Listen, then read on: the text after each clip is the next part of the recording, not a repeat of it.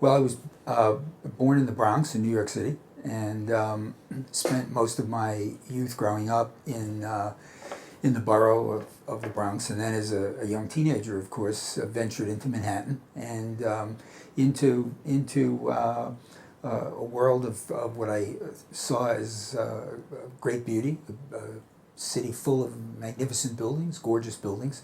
And when I was a kid, I had an uncle who on Saturday afternoon, when I was quite young, used to like to show me the subway system, and we'd take the subway all over New York, mostly in Manhattan.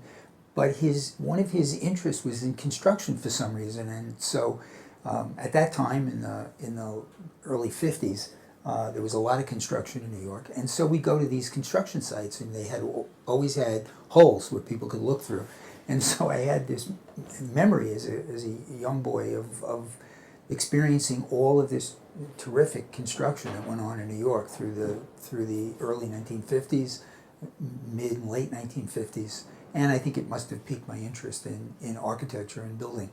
I went through Catholic school in New York through high school, and as you know, I was a musician from the time I was at probably 9 or 10, and then took a break between high school and college, worked as a musician, worked with some amazing people, Etta James, Toots Thielman, and then began what I assumed was my secondary interest, which was architecture. And then went to Pratt Institute, where I received a Bachelor of Architecture degree, and then went on to graduate work at Harvard University, where I earned a Master of Architecture degree. Projects that I found intensely interesting, as I remember as a teenager, were projects like Rockefeller Center in New York, which were at that time barely 20 years old, relatively new in longevity of construction terms.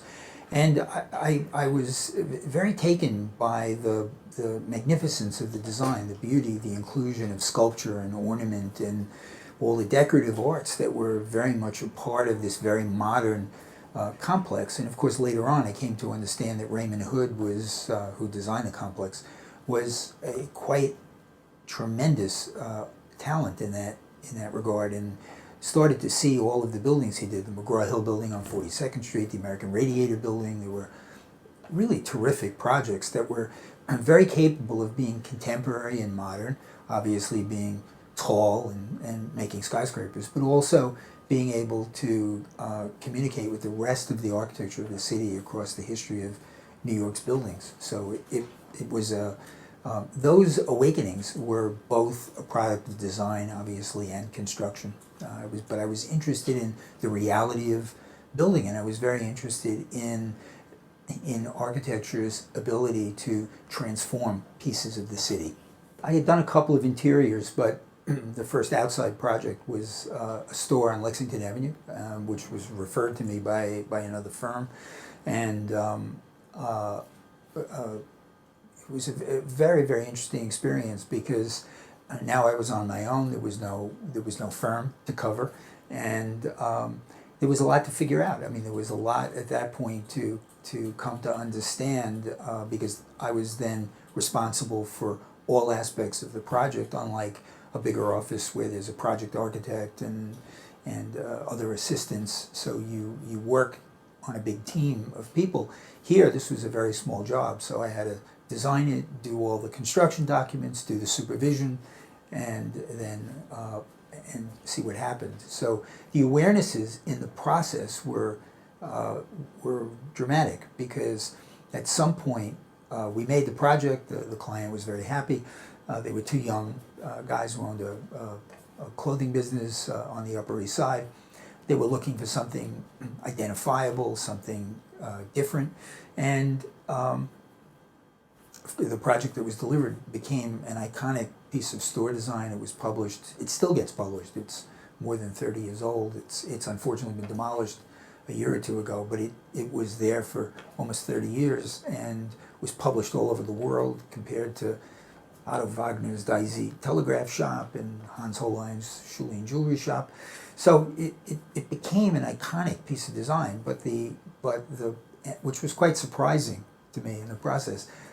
It was shocking because as the project was built in a shop on 19th Street, not too many blocks from here, and as it was being fabricated, it was made in big, rather large sections, and as I went to see it in the shop, I thought to myself, this is really doesn't look very good. It looked gargantuan and huge, but of course it was in a steel fabricator shop, so which was cramped and crowded, and I thought I made a terrible mistake. This was not going to go well. It was a career ender. It's going to hit the street, and that would be the end of it. And of course, the day they erected it on the site on Lexington Avenue, the whole thing shrank. It became perfectly situated into the landscape of Lexington Avenue, and it was an incredible learning experience to figure out what you were getting from the drawings and models that were being made, and ultimately the reality of the construction process and the construction on a particular site. So I got these unbelievable pictures. They were gorgeous photographs, and I had them reproduced, put them in plain manila envelopes, sent them to a bunch of magazines to publish, and the architecture magazines were ambivalent to say the least, but the interiors magazines went nuts, and so it wound up on the cover of Interior Design magazine in 1977, I think was the year, 76 or 77, and it wound up on the cover of the American Institute of Architects Journal, which was unbelievable. And then Domus published it, magazines from all over the world. It was in AD magazine in London, which was then one of the most well-known design magazines anywhere. And then I started getting teaching offers all over the place, and I had been teaching a little bit in New York, but because of the recession, I needed to pay my way, and work was few and far between. And at that point, Syracuse offered me a full-time job, and then exactly at the same time, Yale University. So it was a tough choice. And how long were you at Yale for? I was on the full-time faculty at Yale for 23 years until I left in 1999 to become Dean of the School of Architecture at City College. But then I started to work on I had traveled out to Michigan for a teachers conference at Cranbrook, and we were on a bus going on a field trip, and I passed this waterway in the middle of the landscape, this kind of canal that was running through the Michigan landscape, and it just struck me. And I remember I had a very old Canon camera. I put the lens out the window, I snapped a photograph of it, and for some reason it stuck, and I started working on a project for a house set in the landscape, set in the middle of this canal of water, this artificial waterway. And when I was a student, I had been very enamored with a lot of the castles and buildings in the Loire Valley, the Chenonceau, a lot of the castles in Wales, the Caerphilly Castle, all which were these combined beautiful manicured landscapes and buildings that were related or situated in the water. And so I started making these sketches and drawings, and a friend of mine in the music business said, there's a musician I know who's looking to build a house, and it turned out it was Ace Frehley of KISS.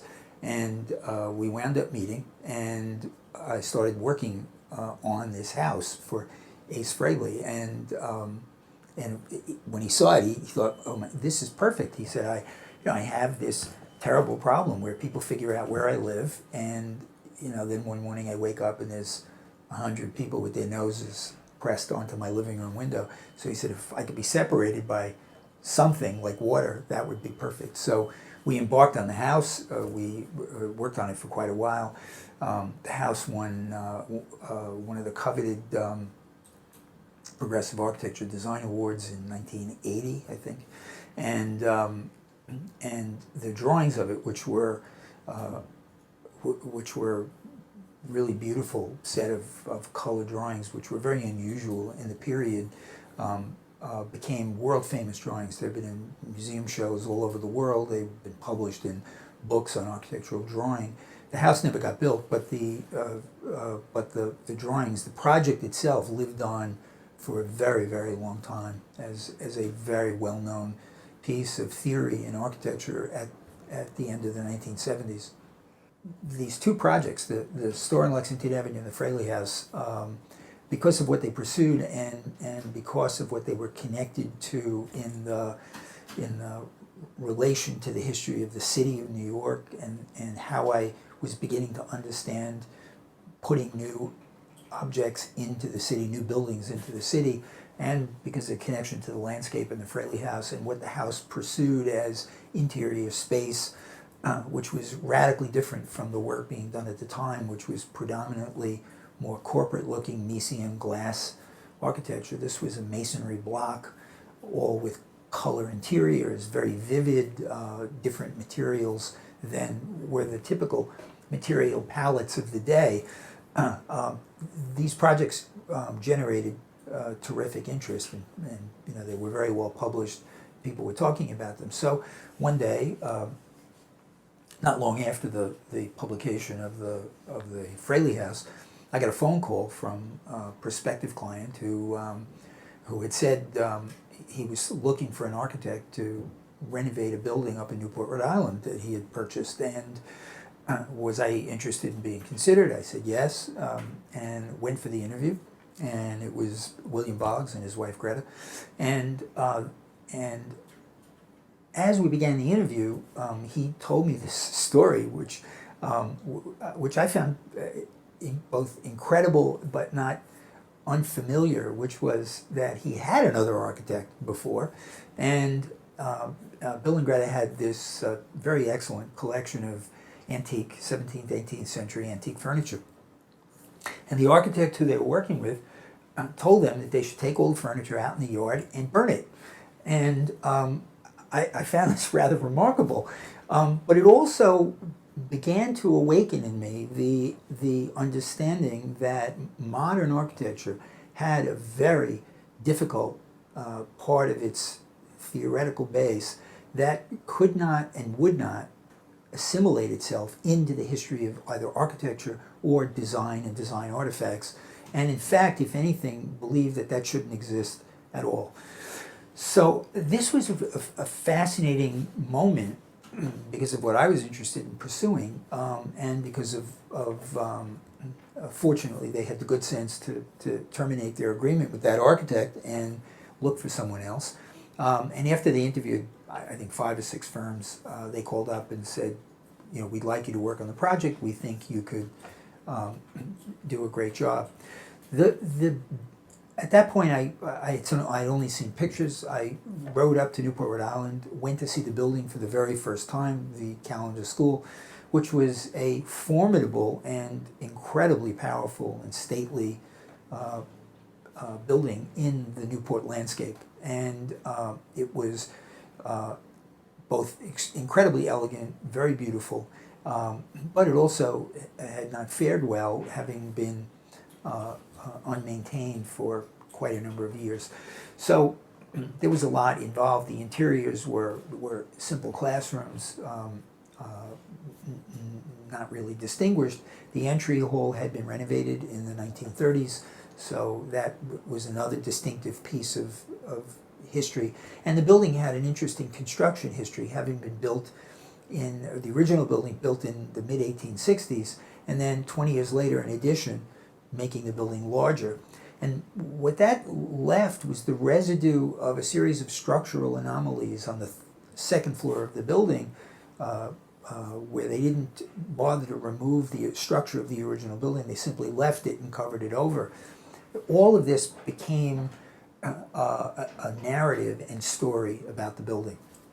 So there was I was beginning to become very aware of the history of architecture and its impact on design, and its unfolding impact on how you could create a narrative and a story within the interior of this existing building that was far richer than the banal interiors that were being done at the time. Simply kind of Miesian, blank, vanilla space. I then sat down and talked with Bill and Greta about the program of the building, and Bill, obviously, other than including his collection of wonderful furniture, I had asked them what buildings they liked more than any others that they had seen, and they looked at each other and they said, "Well, we have two buildings that we greatly admire, that we've spent a fair amount of time in. One was the Isabella Gardner Museum in Boston, which I knew well because I had spent time in there as a graduate student. And the other was the Davanzetti Palace in Florence, which was a kind of magical interior and had a series of elements to them that eventually got incorporated into the calendar school." So with all of this information, and because the idea was not only was this a residence for them, but it was also they were going to build 5 other residences which would be sold openly. It was an idea to think about the collectivity of building a series of units inside this old building, what it meant to make a collective living experience, what it meant to do an apartment for an owner with a particular collection of artifacts. So there was a lot to think about, and it was clearly the biggest project I had done individually, but it was a absolutely magical experience because the existing building was terrific. The owner was very open to exploring I think what turned out to be, for me, a very important project with interesting ideas about interior space, furniture, incorporating history into the project. And of course, as with most projects, it had a challenging budget. So there was a lot to make work out, and it turned out to be quite a great experience. Of course, in the owner's apartment, that was one of the only apartments that faced both north and south, and so the color range is white on one side and gray on the other side. It has a crocus pink, purple color on the dining room facade with a dark blue, and then on the living room side it's a very, very aqua green filled with white. So the play between the two facades formed the architecture of the interior, and the color was the more decorative component, along with a lot of the shaping to the facades, the openings, the balconies, all of the other aspects to the design, which transformed the scale of this 30-foot high space into a very humane interior. It is the only apartment which has a double facade. It occupies the entire west portion of the building from north to south, and the piece that was built in the middle contains all of the private rooms of the apartment, the bathrooms, fireplace, sitting rooms, the kitchen, and the study on the 3rd floor. The 2 blue walls that form the actual privacy walls for the bedroom and the bathrooms and dining rooms go all the way up to the ceiling and connect to the outside wall, because we couldn't have removed everything. The building would have been structurally unstable. So those walls connect to the original structure, but then there's a second wall in front of them. There's a green wall in the living room, and there's the purple wall that contains the bridge balcony to the dressing room of the master bedroom. And it's an architectural design device which creates the illusion that this thing is floating in space, and because the cobalt blue wall is dark, it recedes greatly in behind the 2 brighter colors. So it creates the spatial illusion that this thing is untethered, but it's not. And then there's enough perforations and holes in it because we didn't have to completely connect it, it's opened at the top. There's openings into the bathroom you can see through from the master bedroom. So again, it creates this illusion, and it's separated by light strips on both sides, it's a spatial illusion that it's disconnected, but it actually is very much connected. Each piece of the building was basically colored and designed off the experience of seeing it when the building was uncovered. I wanted to change the way architecture was made, and especially interiors, and all of those things were relegated to a banality in modern architecture for the most part. And stairs for centuries had been the most elegant passages of going from space to space, or certainly from floor to floor. So part of the design of each of the units was to incorporate the stair as an active part of the design to explain the architecture as people experienced it. So I didn't want to just hide it behind the wall baffle. So when you come in, you look ahead, you see the beautiful living room, you saw all of this terrific collection of furniture, and then if your eye glanced up, you saw the underside of the stair going up from the second to the third floor. You could mentally construct a map. I was also very interested in the anonymity of modern architecture drove people crazy, and these geometric manipulations and things that people couldn't figure out. They didn't know where they were in buildings. One of the issues around the history of architecture is that architects took great pains to understand in the organization of space and architecture to explain to people subconsciously exactly where they were.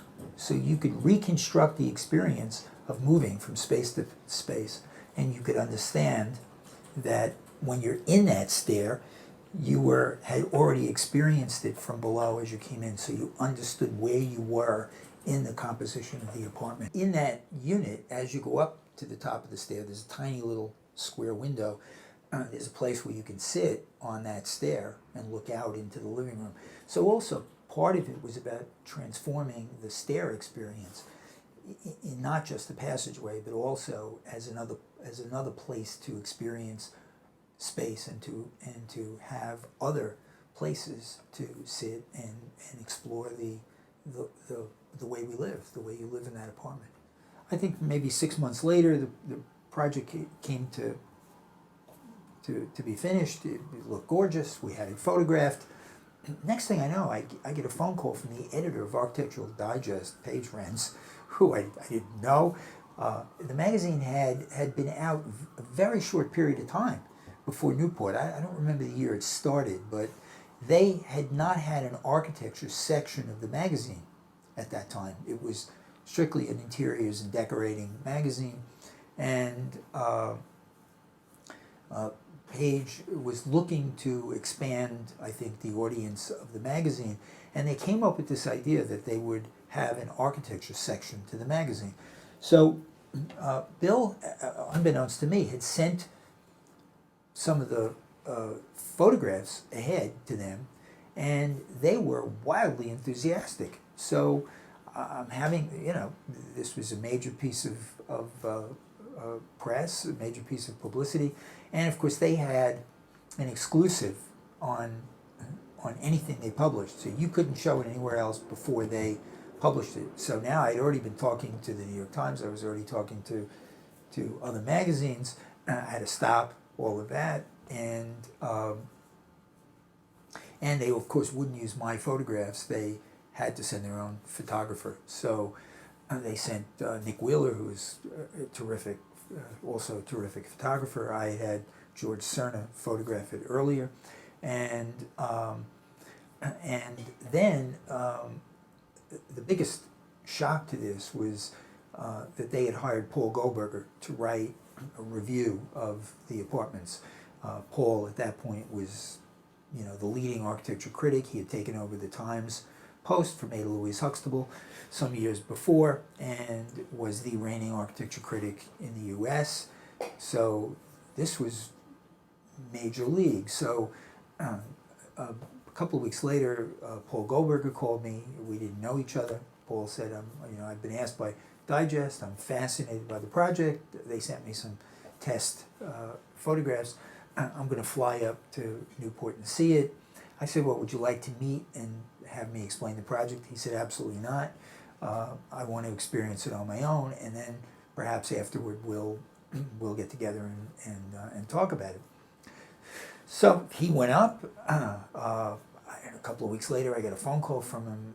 He was totally taken aback by the project. He said he'd never seen anything like it. It was remarkable, and proceeded to write a rather extraordinary review in Architectural Digest about the building. It was slated to be on the cover of Architectural Digest. It was December, I think, of 1981, and it was bumped for the Reagan White House, unfortunately, but it did wind up on the cover of the Italian Architectural Digest, which ran it with posters all over Europe as advertising for the Italian Architectural Digest. It was then in multiple Architectural Digests. It's been in every magazine and book in architecture and interiors from Japan, Italy, Germany, everywhere, and it continues to be published, and was most recently included in a book on key interiors since 1790, published in London. So it was quite a stunning success at the end of the project. And the best of all was everybody enjoyed living in there, which was, of course, the most important aspect of the project. You know, it's been a fascinating study, because although the projects had tremendous success, they were never viewed as being in sync with what the reigning theory of architecture was. So here you have a project which is on the cover of Architectural Digest. It was world famous. Paul eventually included it in a piece he did in the New York Times on the home section. I was on the cover of the home section. Although it had that level of critical success, none of the architecture magazines would publish it, because it didn't fit in what was then the current theory of architecture. After all, it wasn't modern and skimpy and neutral. It wasn't historic, and it was, you know, it's been coined as somewhat postmodern, but it wasn't that either, because it didn't have the overt historic references that were part of that. So I think it was an uncomfortable place for where to find it, and of course I think it affected clients' ability to read through that. It took a very different person, as I've experienced it over my career, to see through all of that, to see through the stylistic things that were occurring in the profession, and to understand that the projects we were doing were really about something else. They were searching for a connection to history. They were certainly new and inventive, but it wasn't what was the current prospect. So at that time, the economy still was not great. It was the early 80s. But clearly there was a gearing up. There was going to be a bigger building boom. And I started entering competitions to try to look at projects that were much bigger in scale and scope.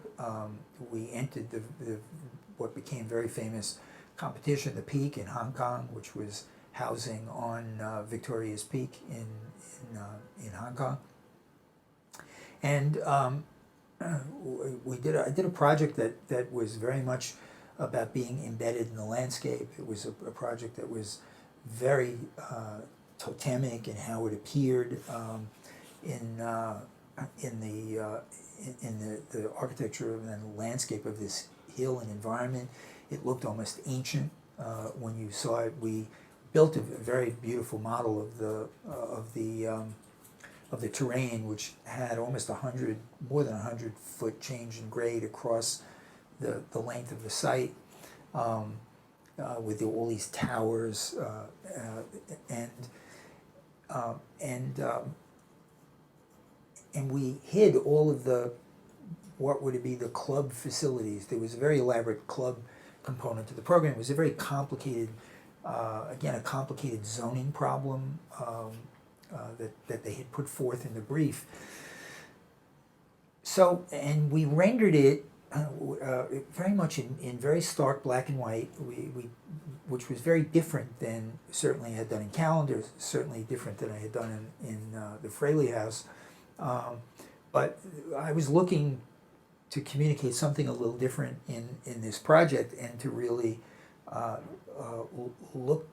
I think there was the memory certainly of the Great Wall of China. There was the issue of this ancient landscape, and trying to get some sense of a connection to that legacy. And the jury were two very well-known, one Eastern, one Western architect. One didn't make it to the jury for some reason. And the next thing I know, Zaha Hadid won the competition. Of course, her career was pretty much made famous by that. But it was a very unbuildable architecture, and it was because the developer had no money and had no intention of, in fact, building the project. So when I ran into the one of the architects who was on the jury, who I knew from Yale, I said, I was struck. I said, did you actually see the project? He said, oh yes. He said, your project was remarkably visible. He said, but was seen as way too serious, and we were looking for Hollywood architecture, something that was kind of more frivolous, and of course there was the issue of the developer. The project was never built. Some years later, actually was doing research for a new book I have coming out on my work, and I went back to look at photographs for the site, and there was a housing project built. It looks remarkably like my Hong Kong project, startlingly so. In fact, if you overlay the two photographs, they're pretty identical. Well, there were a couple of tower projects. One was Stanley Tigerman's redoing of the Chicago Tribune competition in Chicago, and the second was the Times Tower competition. Right at that moment, the Municipal Art Society was very worried about Philip Johnson's master plan for Times Square, in which they were going to demolish all of the older buildings in Times Square. And I think there was a real fear that the character, the free-for-all character, the signs, the frenzy of that was going to be tamed and in fact expunged from New York City by these kind of bland corporate office buildings that were being scheduled for all of those blocks. So the Municipal Art Society held a competition.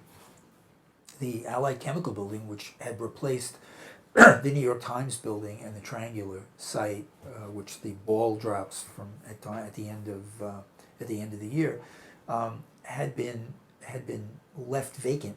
They had moved out of New York, and nobody knew what to do with the building. So the Municipal Art Society held a competition, an ideas competition for what to do with the building. So I was going through the area, looking around, and I was struck by, of course, at that point, the demolition of all of these magical Broadway theaters. And so I did it as a memoriam to the 7 theaters which had been demolished just prior to that year, and they were represented by 7 theaters embedded into the tower, including a theater in the round, which is the spherical theater in the lower part of the building, theaters which telescoped out of the top of the building, rehearsal rooms. It was kind of seen as a theater arts sanctuary. And the lower part of the building was connected into the subway.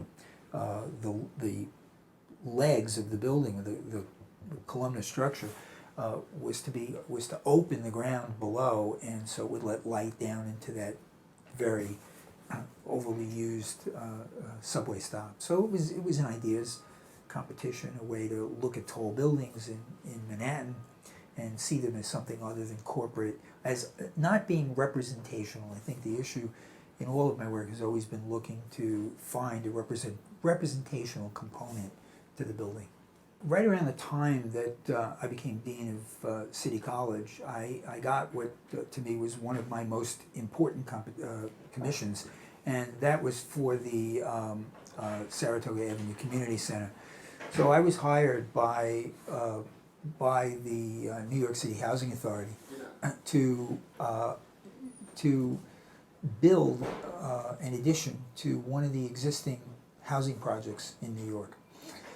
This was a fascinating commission on several levels, one of which is at the level of urban design, to be able to look at these slab towers in the city, which had left these wastelands of space around them.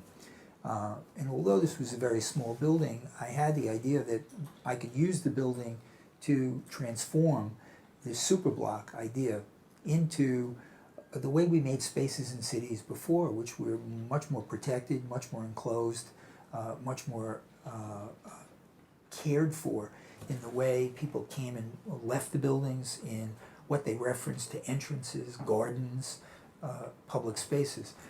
The building was adjacent to a very large community park, a block away, a full city block, Saratoga Park. And so the backside of the building is a piece of the park which folds into the site, of which the building becomes the frontispiece or facade to that public space. On the opposite side of the building, the street side, it becomes a very secure place. The housing authority did not allow windows on the lower part of the building for obvious reasons in tough neighborhoods. So the windows had to be kept higher up, and there was an entry courtyard that you come through, that part which connects the building to the housing tower that's directly adjacent. On the day that the housing authority called me to tell me that I had the good fortune of designing a building for the housing authority, a young boy was shot and killed in a drive-by shooting on that site, sitting on the sidewalk exactly in the place where the building would eventually sit, which spoke a lot to me about the need to provide protection and some form of enclosure where families and kids could be in a much safer environment. So we embarked on the project. Of course, building anything for the government and the city is a very elaborate process. We had a great client, David Burney, who was then the director of design for the Housing Authority. As we presented the project to him, he at first point was a little skeptical that he could do all the things that we had described. As we eventually went into construction and the project was eventually built, because David was also an urbanist from London, was fascinated that such a small building could actually change an entire city block. It could actually transform the four quadrants of the site in such a dramatic way. And the building was also, I was very interested in making sure the building was seen as part of a legacy of public buildings. That meant it shouldn't look like a department store. It shouldn't look like a corporate office building. It shouldn't look like something light and frivolous. It should look serious. It should look like it was going to be there for a very long time. And it also fit my idea that this was a way to reconnect the building to the history of architecture, that for centuries architects worked in the same materials, the same language of architecture, and it certainly never inhibited anybody from inventing constantly within this landscape of buildings new and different structures, almost always made of brick or stone, especially in the Northeast where the winters are quite severe. That there was a way to approach that. I had also started teaching at City College and being dean of the school in 5 landmark buildings that I found affected me greatly. The George Post buildings for City College, which were dramatically beautiful, very powerful, rough and rugged, and were built with Manhattan schist, which is this very dark gray, almost black stone, but outlined with this white terracotta, very startling contrast in building form. And I found that the terracotta was a fascinating material in its malleability, its ability to make ornamental pieces. And I started to explore that in the architecture of the Saratoga Community Center. So, of course, we had an excruciating budget. It was painfully small. But I found by making substitutions in the way things were done at the Housing Authority before, that I actually could do a much more elaborate building for much less money. And so the building was able to have mahogany doors and windows. It was able to have it's an iron spot brick. It's not a particularly elaborate brick, but it's a beautiful brick. It has limestone. It has GFRC casting stone that makes all of the ornamental pieces of the cornice and the doorways and entryways and windows. So it provided a level of striking public architecture, the way public buildings had been made before.